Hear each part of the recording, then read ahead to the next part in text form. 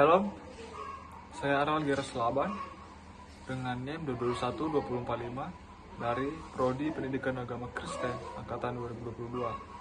Pada kesempatan kali ini saya akan membuat video untuk menyelesaikan suatu tugas ujian akhir semester di mata kuliah hermeneutik. Adapun tugas yang akan saya kerjakan ada 4, yaitu yang pertama mengobservasi ayat setiap perikop, dan tugas yang kedua mengidentifikasi dan menemukan makna dari konteks sejarah dan latar belakang, yaitu ada 4, agama, politik, budaya, dan geografi. Dan tugas yang ketiga mengidentifikasi kata penghubung dan kata ganti serta fungsinya. Dan tugas yang terakhir, yang keempat, adalah menentukan satu kata yang penting untuk ditafsirkan. Tugas yang pertama saya akan mengobservasi dari kitab Efesus pasal 6 ayat yang ke-10 sampai yang ke-20. Nah, pada observasi kali ini saya akan menggunakan 5W tambah 1H.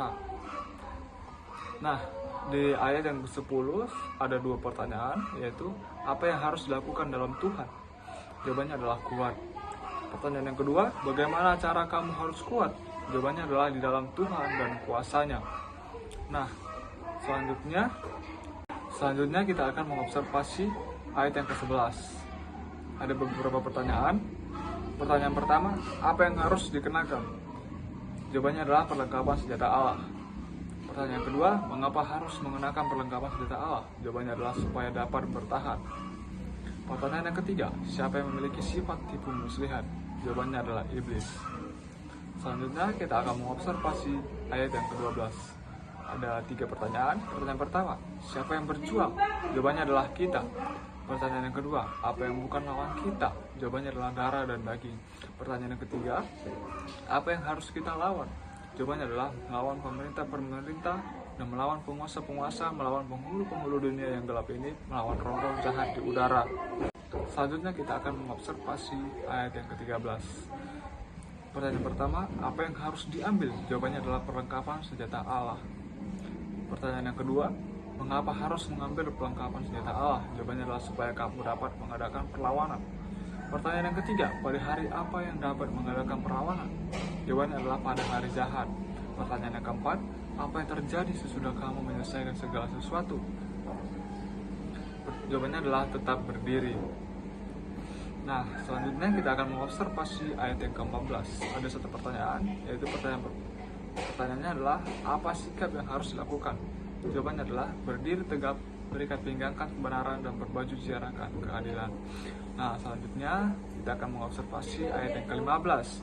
Pertanyaan pertama, apa yang harus dilakukan untuk memberitakan Injil? Jawabannya adalah kakimu berkasut dan berkerelaan. Pertanyaan kedua, mengapa kaki harus berkasutkan kerelaan? Jawabannya adalah untuk memberitakan Injil damai sejahtera. Selanjutnya kita akan mengobservasi ayat yang ke-16.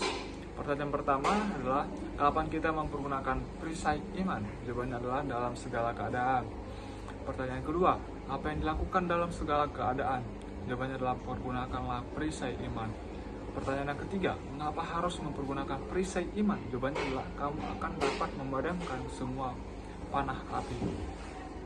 Nah, selanjutnya kita akan mengobservasi ayat yang ke-17. Pertanyaan pertama, apa yang harus diterima? Jawabannya adalah ketopong keselamatan dan pedang roh.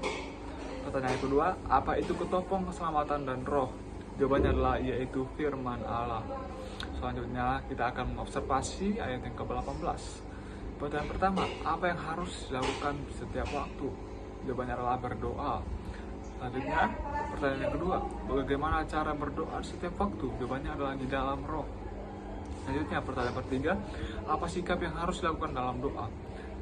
Jawabannya adalah berjaga-jaga. Nah, selanjutnya pertanyaan yang keempat, mengapa dalam doa harus dengan permohonan yang tak terputus-putus? Jawabannya adalah untuk segala orang kudus, juga kepada aku. Selanjutnya kita akan mengobservasi ayat yang ke-19. Apa yang terjadi jika aku membuka mulutku?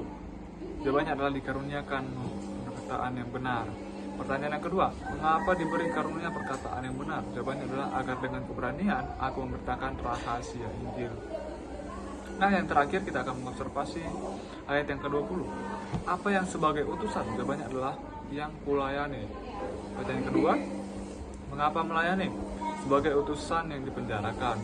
Nah, pertanyaan ketiga, mengapa harus berdoa? Jawabannya adalah supaya dengan keberanian aku menyatakannya. Nah, pertanyaan yang terakhir, yang keempat adalah apa yang harus sebagaimana? Jawabannya adalah aku berbicara. Nah, selanjutnya kita akan masuk dalam tugas yang kedua, yaitu mengidentifikasi konteks sejarah dan latar belakang. Ada 4, yaitu agama, politik, budaya, dan geografi. Kita akan masuk dalam konteks sejarah dan latar belakang agama. Ada beberapa ayat yang saya kutip, yang saya tangkap. Nah, selanjutnya kita akan masuk dalam tugas yang kedua, yaitu adalah mengidentifikasi konteks sejarah dan latar belakang. Ada 4, yaitu agama, politik, budaya, dan geografi. Nah, kita masuk dalam konteks sejarah dan latar belakang agama. Ada beberapa ayat yang saya ambil dari perikop yang ayat pertama, yaitu 13. Sebab itu ambillah seluruh perlengkapan senjata Allah, supaya kamu dapat mengadakan perlawanan pada hari yang jahat itu dan tetap berdiri sesudah kamu menyelesaikan segala sesuatu. Nah, dalam ayat 13 ini ada konteks agama, yaitu adalah perlengkapan senjata Allah. Selanjutnya ada ayat 15, kakimu berkasutkan kerelaan untuk memberitakan Injil damai sejahtera. Nah, konteks agama di sini ada di memberitakan Injil damai sejahtera. Ayat yang ke-16, dalam segala keadaan pergunakanlah perisai iman sebab dengan perisai itu kamu akan dapat memadamkan sebuah panah api dari sejahat. Kita menemukan konteks agama dalam perisai, yaitu adalah perisai iman.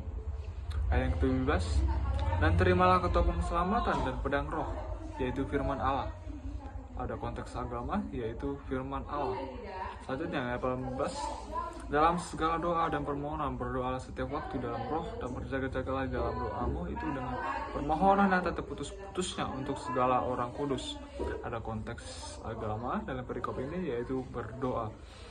Selanjutnya yang terakhir adalah ayat 19, juga untuk aku, supaya kepada aku, jika aku membuka mulutku, dikaruniakan perkataan yang benar, agar dengan keberanian aku memberitakan rahasia Injil. Nah, konteks agama di sini ada dalam perikop 19, yaitu memberitakan rahasia Injil. Nah, selanjutnya kita akan masuk dalam konteks politik. Ada satu ayat, yaitu ayat yang ke-12, sebab itu ambillah seluruh perlengkapan senjata Allah, supaya kamu dapat mengadakan perlawanan pada hari yang jahat itu dan tetap berdiri sudah kamu menyelesaikan segala sesuatu. Nah, konteks politik di sini ada dalam mengambil seluruh perlengkapan senjata Allah. Nah, selanjutnya kita akan masuk dalam konteks budaya. Ada 2 ayat, yaitu ayat 18 dan 19. Ayat 18, sebab itu ambillah seluruh perlengkapan senjata Allah, supaya kamu dapat mengadakan perlawananmu pada hari yang jahat itu dan tetap berdiri sesudah kamu menyelesaikan segala sesuatu. Nah, konteks budaya di sini adalah mengambil seluruh perlengkapan senjata Allah. Ayat 19, yang kulayani sebagai utusan yang dipenjarakan, berdoalah supaya dengan keberanian aku menyatakannya sebagai mana seharusnya aku berbicara. Nah, budaya di sini adalah berdoa. Selanjutnya kita akan masuk dalam konteks geografi. Ayat 20, yang kulayani sebagai utusan yang dipenjarakan, berdoalah supaya dengan keberanian aku menyatakannya sebagaimana seharusnya aku berbicara. Nah, konteks geografis ini ada dalam dipenjarakan.